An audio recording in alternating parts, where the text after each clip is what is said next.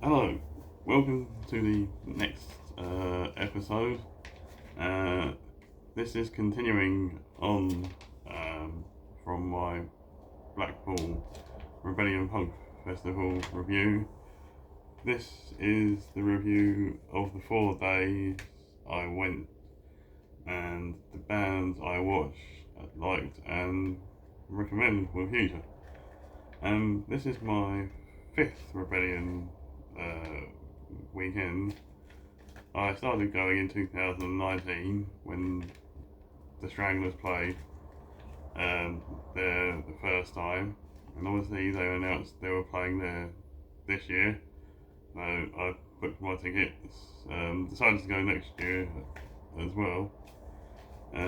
Got to Blackpool, did the usual checking in the hotel. Thanks to my friend who told me their hotel because my original hotel cancelled on me 2 days before I was about to travel. I wouldn't recommend them in the future. On the Thursday, obviously, it was all about the Stranglers. And at 2 o'clock in the afternoon, I found myself on the barrier on the front left hand side where JJ would normally stand. And so I wasn't actually going to stay there, I was going to walk around the ballroom like I normally do. But I thought to myself, this is the place where JJ normally is for my 225th Stranglers concert. So I just stayed there from 2 o'clock in the afternoon until 11:15 at night. So all my bands I watched on the Thursday was in the Emperor's Ballroom. A band that was kind of Face Up, they were called Face Up. They were the first band I saw there. That they were on at 1:20. I wasn't on the barrier at 1:20. I was around the bar area because people were just mingling around. They were pretty good three-piece like punk band. There's quite a lot of female singers. I do believe they had a female singer in this band. And I sort of enjoyed their set. They got a large applause. Next up, I was like second row for the next band. I think they're all siblings. I'm just reading this like still got my thing here. They were a band called the Dollheads, and first I enjoyed them a bit. They were pretty similar, but I was on the barrier for the next band, which was at 3:10. Now this band were very entertaining. They weren't really punk really. They were almost metally.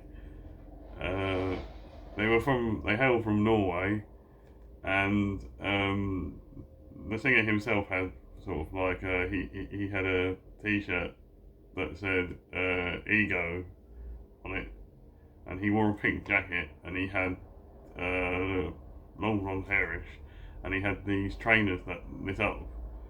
They were very entertaining. They were called The Good, the Bad, and the Zugly.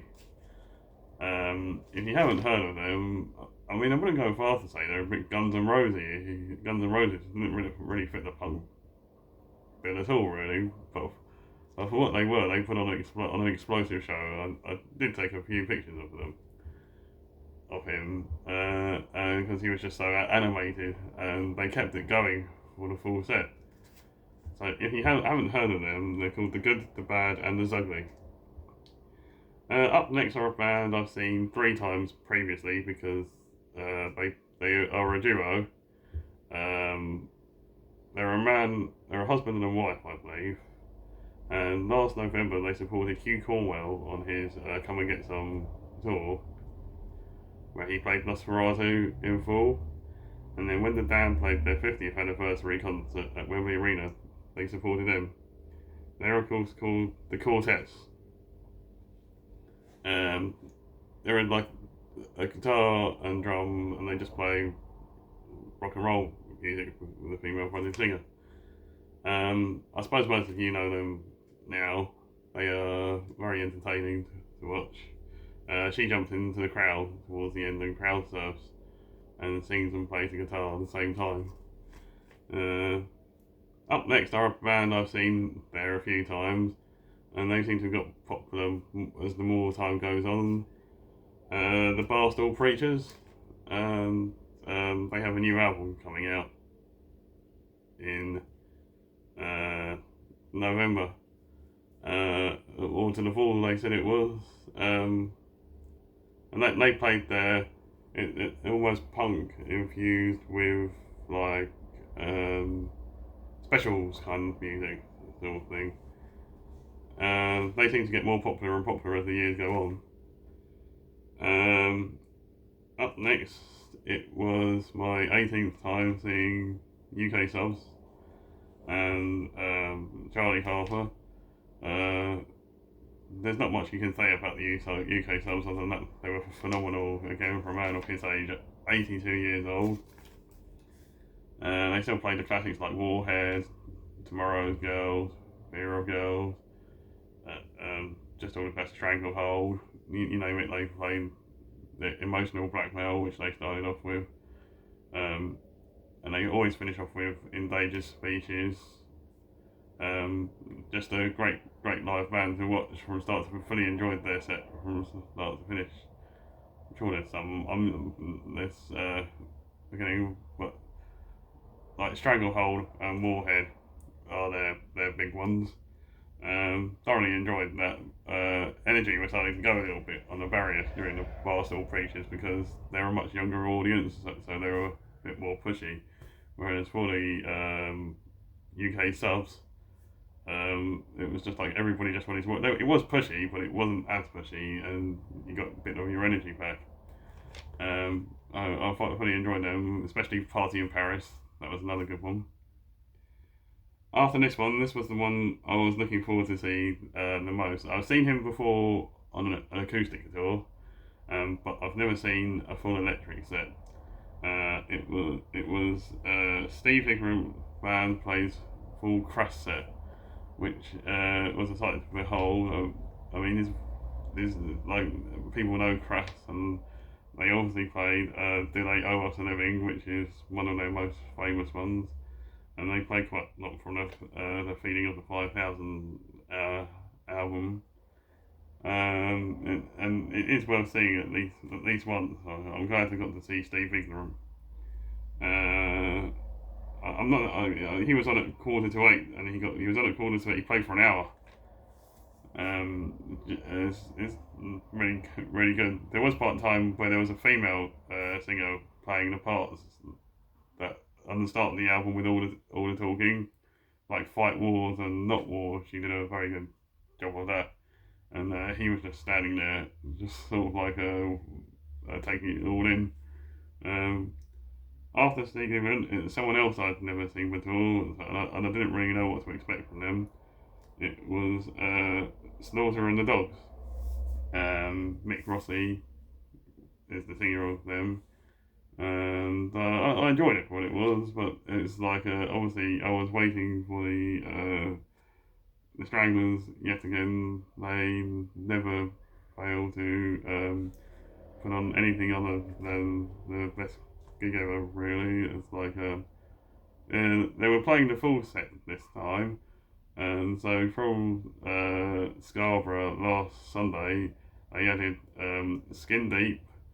And they put Toilet on the Sea in the set, and I thought it was going to open the set, but it didn't open the set. Toilet on the Sea was like in the middle of the set, and they also played Genetics, which is one of my favourite JJ's bass lines, and it's Toby Hamsham's like tribute to Dave Greenfield on the keyboards. They were as phenomenal as ever, and I got a hello from JJ on the stage, which never gets boring really. It always gets good to get recognised. And after that, I must admit, I wasn't knackered. After nearly 9 hours on the barrier, I said thank you, good night. I went to get some chips and curry sauce, as you do when you're there, and I went to bed for 9 hours. The next day, I'll just change this one. was the Friday.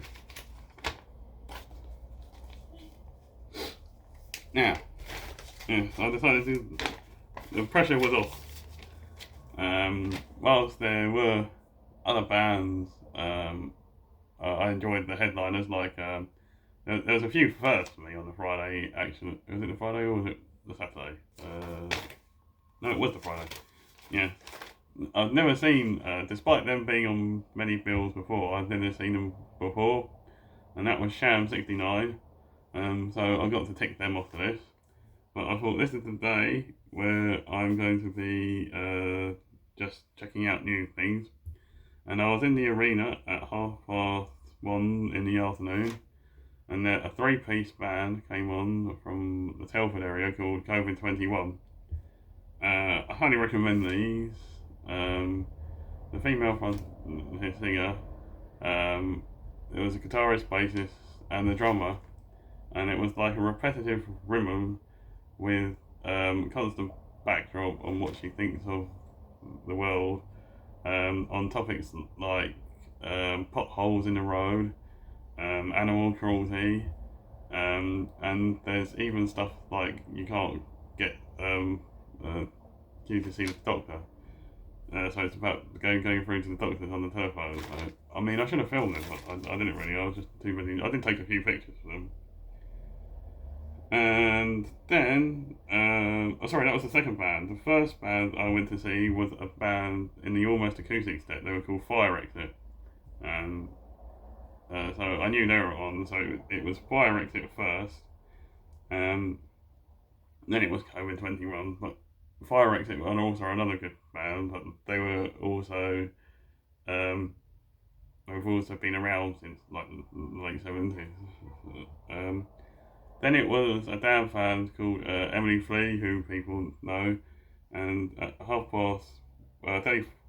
55 minutes past one, sorry, to 2:30, she did a set of a damned acoustic covers.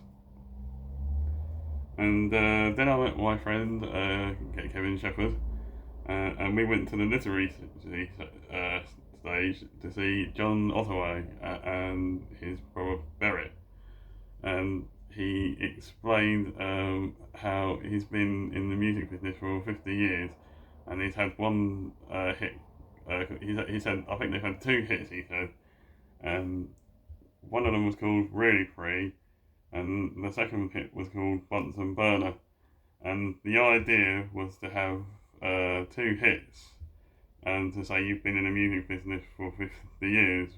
And the talk was quite entertaining. And after that, we went for something to eat, and then we went back into the venue. We went to the Opera House this time, and we went to see the John Ottawa band, and so they went from the literary stage to the Opera House, and they played the two hits they had, and they had an acoustic guitar, which he borrowed from somebody. This was Barrett, and he took a saw out and he sawed it in half, which I've never seen before. And it was quite entertaining, but that wouldn't make a great news reporting. But on the Thursday after that one, I was feeling a bit knocked out. But then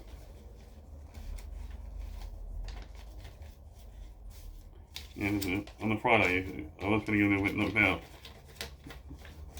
But then after here we go again, back to the newsreel. After he finished off, Roman Jug came on, who was obviously in the Damned. Now Roman Jug played the Damned like a full down set, and he played like my favourite band songs actually. He played Generals, he played Grimly Fiendish, he played they just played I Just Can't Be Happy Today, and the keyboard player and the drummer they switched around and they played two numbers each. After that I felt, because know all the stuff. It's just like it came into it. Um, After that, it was into the Empress Ballroom, really, where we had like everybody knows TV Smith and the Ball teenagers. They put on their great set. Gold played. Um, Ferocious Dogs played. I've never heard of them. I've never. I think they were on their final tour as well, so I got to see them. Then what I was waiting for the Empress Ballroom was Anti Nowhere League, and that was my sixth time, I do believe, seeing most of them at the festival. And they were Animal. Nick Cash was his usual self when they played Woman. Um, they played Streets of London. They started off with a few new songs, and of course they ended it with "So What," the song Metallica covered. And then at 11 o'clock, it was time for Sham 69. And Sham 69 played all the songs I knew, really, which was Ball Still Breakout, If the Kids Are United, Angels with Dirty Faces, and Hurry Up Harry, We're Going to the Pub. Right, the next day, on the Saturday,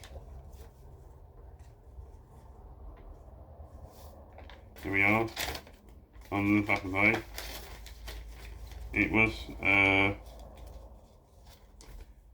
into the arena again. Now, I'm not really a fan of the Cockney Rejects or Cock Sparrow, so I spent the Saturday in the Club Cash Bar for a highlight. But I saw another good newish band called Under the Influence. They were a lot younger than COVID 21, but they were pretty similar to them.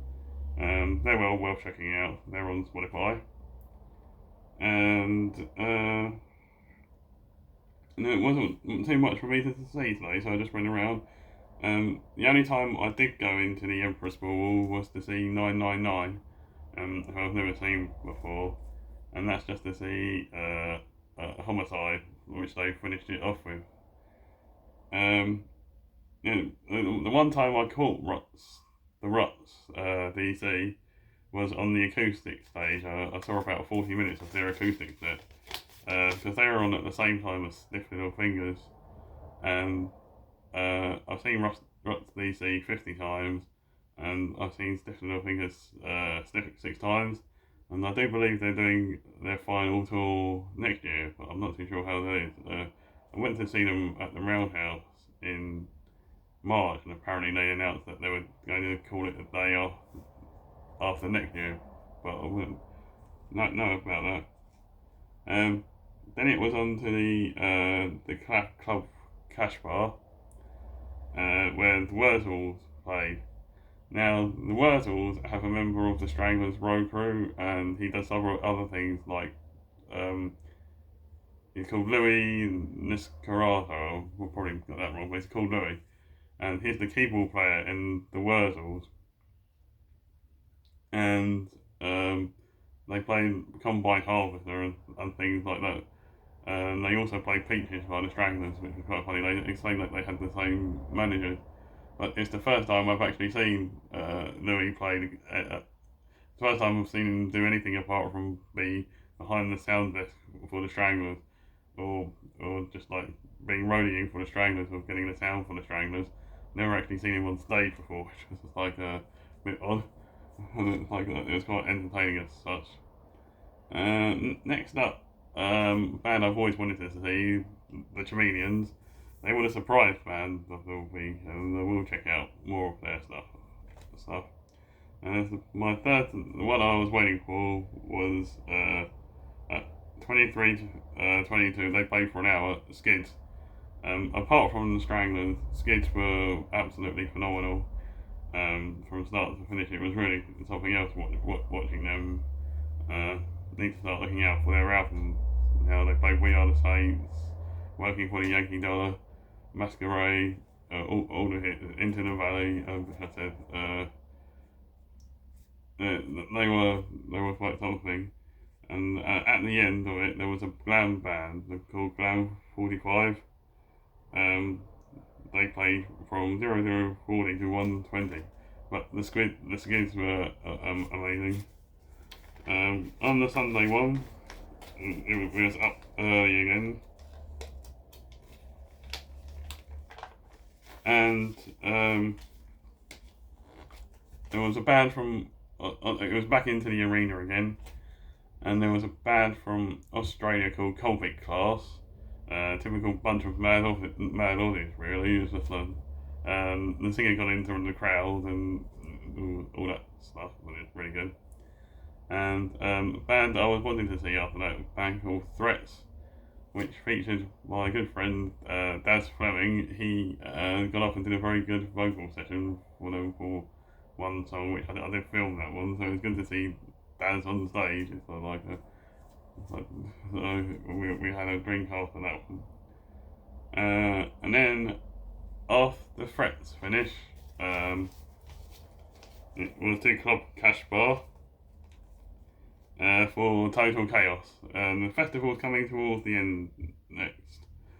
So I didn't really go into the sort of like a pavilion for much, really, because nothing really tickled me. But oh no, I forgot. Yeah, before Total Chaos, the one I wanted to see for the second time was Discharge. Now, I've seen Discharge once before at a festival setting in France called Hellfest, which wasn't that good, but they are more suited to an indoor set. I have the Hear Nothing, See Nothing, Say Nothing album, and I want to get Never Again now, which I probably will get sometime. They played like all songs of the Discharge songs they played. They didn't play the Metallica covers, but they played Never Ever Again, stuff like that. They played Hear Nothing, See Nothing, Say Nothing. Um, they played I'm No Feeble Bastard, which got most of the crowd moving. But that was good. So I don't really like the Godfathers, I must admit. I do like them, but I've just seen them too many times. So I went to watch Total Chaos after that. And then it was back into the ballroom for the Dickies, who put on an entertaining set. I don't really know any of their stuff, but there was one point where he got out a rubber doll, which was quite entertaining. And then to finish it all off, it was Stiff Little Fingers at 11:15 to midnight, and they were just as you expected to them. They played all stuff like State of Emergency. They played one of my favourites, Silver Lining. They opened with Tin Soldiers. They played Nobody's Heroes. They played like Suspect Device. They played Alternative Ulster. They did a really moving song called Bits of Kids. It was like a really good set. I was feeling it a little bit when they come on, and they even mentioned it. It's like you probably all feeling tired now. I think we're going to go easy on you, which we're not, and they didn't. I made it towards the end, and they didn't go off for the after Suspect Device. They said this is the part where we normally go off for the encore. We come on, but we're not going to do that. We're going to stay on stage, and we're going to play the song that we were going to play anyway, which was Alternative Ulster. But yeah, they did play quite a few various bits. I mean, I do like the Silver Lining song. As I said, Bits of Kids was kind of like really moving, and they played the Roots, Rockers, and Radicals song, which I really liked. And then it was time to just go back to the hotel, get a night's sleep. We'll be back next year for my 6th Rebellion, and it will be the 30th anniversary of Rebellion. No, sorry, it was the 30th anniversary this year, and it'll be the 50th anniversary of Punk next year. And they said it will be the UK subs' final ever performance next year, or final ever Rebellion, because it's their final ever tour next year. And that was my Rebellion 2026 recap. And my favourite bands of the week were obviously the Stranglers. Skids came in second place. UK subs, and the two bands that I will recommend you checking out are COVID-21 and Under the Influence, and they are both on Spotify. And that was this update. That was the Rebellion Festival 2026. I had a good time. Didn't buy that many merch. That's my one complaint is that I thought the bands were pushing with the merch, but I suppose it's how they make their living really at the end of the day. But where most people are on tight budgets, I suppose, all I spent money was on food and drink, and obviously I bought Bazzy's book. But that's next episode. Next episode, I haven't thought about yet, but I'm sure there'll be we'll do something. That's Rebellion Festival 2026. I had a great time. I look forward to next year's one. Okay. See you on the next one.